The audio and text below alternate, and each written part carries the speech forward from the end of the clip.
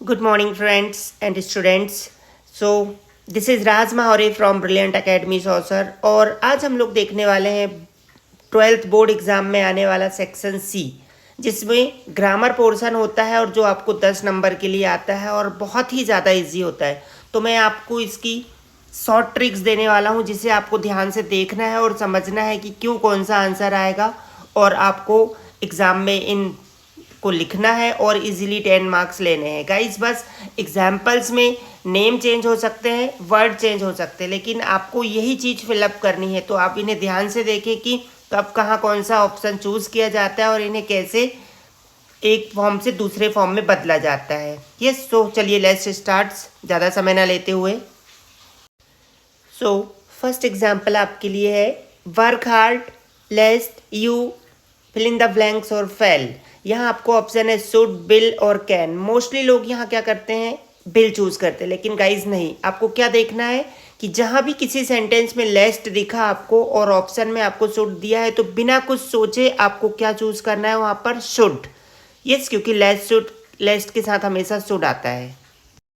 So next है this table is made blank would. यहाँ option है फ्रॉम, ऑफ और विथ। तो यहाँ आप चूज करेंगे क्या, ऑफ, क्योंकि जब भी आपको नॉन लिविंग के साथ नॉन लिविंग थिंग्स को जोड़ना होता है तो ऑफ यूज करते हैं। तो आपका सेकंड आंसर हो जाता है ऑफ। इसी तरह से एक और क्वेश्चन आपको आ सकता है guys, fill in the blanks, कुछ भी रह सकता है, जैसे ही डाइड ब्लैंक। यहाँ पर उसके बाद रहेगा कोई भी बीमारी का नाम, कैंसर हो सकता है, मलेरिया हो सकता है, कोरोना हो सकता है, और उसके ऑप्शन में भी आपको रहेगा फ्रॉम, ऑफ और विथ। तो जब भी कोई भी व्यक्ति किसी बीमारी से मरता है तो उसके पहले हमेशा क्या लगाते हैं हम लोग, ऑफ। तो जैसे एग्जाम्पल में हो जाएगा ही डाइड ऑफ कोरोना। तो गाइस इस चीज़ का नेक्स्ट क्वेश्चन है would you like to have blank coffee, any, some और मैनी। इन तीनों में से आपको एक ऑप्शन चूज करना है। तो मैनी तो छोड़ ही दीजिए, क्योंकि मैनी हमेशा काउंटेबल नाउन के साथ यूज होता है। तो बचा क्या है, एनी और सम। तो गाइस बहुत सिंपल वे है, हमेशा याद रखें, सेंटेंस यदि सकारात्मक था मतलब पॉजिटिव वे में है तो सम लगाएं, और सेंटेंस नेगेटिव है तो एनी लगाएं। तो आप आंसर समझ ही गए होंगे। यहाँ पर क्या होगा, would you like to have some coffee. यहीं पर होता I don't have blank book, तो आप वहां क्या यूज करते, एनी, क्योंकि सेंटेंस क्या था, नेगेटिव था। तो याद रखें, क्वेश्चन सकारात्मक पॉजिटिव रहा तो सम, और नकारात्मक रहा नेगेटिव रहा तो एनी। नेक्स्ट क्वेश्चन है हमारा 4th नंबर का, आई ब्लैंक हैवेंट सिंस मॉर्निंग। तो यहाँ आपको हैवेंट ईटन, डिडंट ईट और डोंट ईट। तो गाइस डिडंट और डोंट तो हो ही नहीं सकता, क्योंकि जहाँ भी सिंस और फॉर, मॉर्निंग, सिंस, ये जो भी दिया हुआ है तो उसके पहले हमेशा हैव नॉट, हैड नॉट और विल नॉट हैव आता है। तो एक सीधा सा ऑप्शन हमारे पास बचा है सिंस या फॉर देखें, और हैव, हैज या हैड में से कोई एक चूज करे। तो यहाँ दिया हुआ है हमें हैव नॉट, है ना। तो सीधा आप क्या चूज कर लेंगे यहाँ पर, I haven't anything since morning.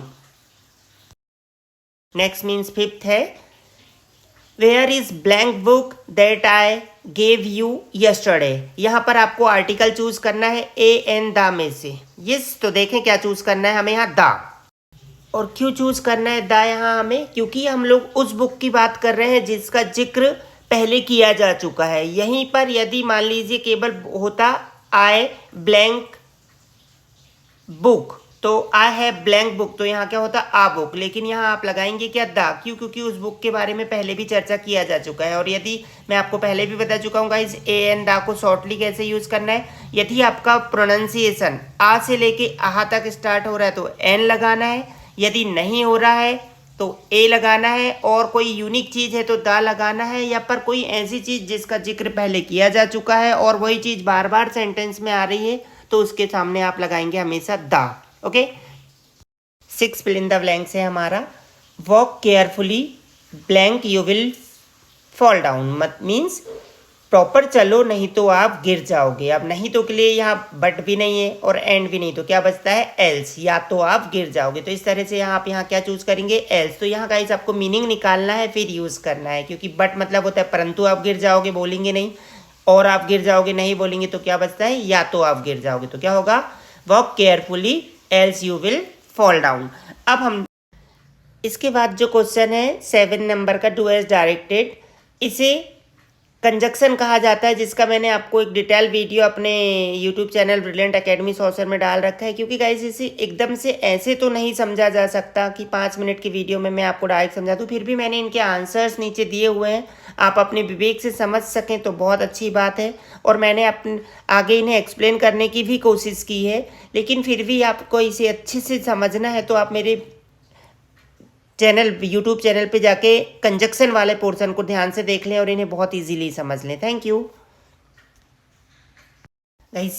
Question है next, question number 7, do as directed. ये भी आपको 5 मार्क्स के लिए आता है और मैं आपको 5 क्वेश्चन यहाँ पर ट्रिक के साथ बताया हूँ, तो इन्हें आप ध्यान से समझे। जैसे पहला क्वेश्चन देखिए, he failed he did not study well, combine sentence using so. That means आपको कुछ नहीं पढ़ना है, बस आपको क्या देखना है कि सो यूज करना है आपको सेंटेंस में। तो गाइस देखिए यहाँ आपको ही did not study well so he failed. Yes, यदि वह पढ़ाई नहीं करता है तो वह फेल हो जाएगा, है ना। तो आपको क्या करना है, दूसरे सेंटेंस को स्टार्ट में लिखना है ना। और ऐसा बहुत रेयर सेंटेंसेस में होता है, पर आप इस चीज़ का ध्यान रखें। तो आपके नीचे आंसर दिया हुआ है, ऐसे सभी के आंसर दिए हुए हैं। उसके बाद एज सुन एज और नो सूनर, आपको एज सुन एज के स्थान पे क्या करना है, नो सूनर लगाना है। जैसे देखिए, as soon as the sun rises I wake up, no sooner than. बहुत ही सिंपल है गाइज, आपको सबसे पहले एज सुन एज के स्थान पे नो सूनर लगाना है और उसके बाद देखना है सेंटेंस किस टेंस का है। यहाँ मोस्टली आता है प्रेजेंट सिंपल टेंस या पास्ट सिंपल टेंस। तो प्रेजेंट सिंपल टेंस रहा तो डू या डज नॉट लगाना है, और पास्ट सिंपल रहा तो डिड नॉट लगाना है। तो जैसे आंसर में मैंने दिया हूँ आपको, देखिए, no sooner does the sun rise than I wake up. उसी तरह से नेक्स्ट है आप लोगों के सामने, unless you work hard you can't win the race. आपको यहाँ पर क्या करना है, यूज इफ का यूज करना है। तो देखिए क्या करेंगे आप लोग, यहाँ पर अनलेस की जगह इफ लगाना है और उसके बाद आपको डू या डज नॉट लगाना रहता है। तो यू के साथ आप क्या लगाएंगे, डू नॉट। तो क्या हो जाएगा, अनलेस की जगह आपको लगाना है इफ। तो क्या हो जाएगा, if you don't work hard you can't win the match. आप इसके स्क्रीनशॉट लें और इसे एक बार समझ लें। उसी तरह से नेक्स्ट है नरेशन। तो नरेशन बहुत ही ज़्यादा इजी माना जाता है, लेकिन एकदम से आपको समझ नहीं आएगा। तो क्या करें, जहाँ भी सेड टू रहा उसको टोल्ड करें, इन्वर्टेड कॉमा के स्थान पे दैट करें, और अगला जो इन्वर्टेड कॉमा के अंदर वाला है उसे प्रेजेंट सिंपल है तो पास्ट सिंपल, प्रेजेंट कॉन्टिन्यूअस है तो पास्ट कॉन्टिन्यूअस, और प्रेजेंट परफेक्ट है तो पास्ट परफेक्ट में कन्वर्ट कर दें। तो देखिए यहाँ पर क्या कर दिया हमने, he said to me you have been selected. तो क्या हो जाएगा, सेड टू को टोल्ड, तो ही टोल्ड मी दैट, और I had been selected. You का आई कैसी हुआ, क्योंकि मी के लिए आई लगता है ना, इसलिए। और नेक्स्ट है, Mumbai is larger than Bhopal. आपको क्या करना है, इसे पॉजिटिव डिग्री में बनाना है। तो पॉजिटिव डिग्री बनाने के लिए आपको क्या करना होता है, एज और जो ई आर जिस भी उसमें दिया है उसे आपको ई आर हटाना रहता है। तो क्या हो जाएगा, Mumbai is larger than Bhopal. तो आंसर है Bhopal is not as large as Mumbai.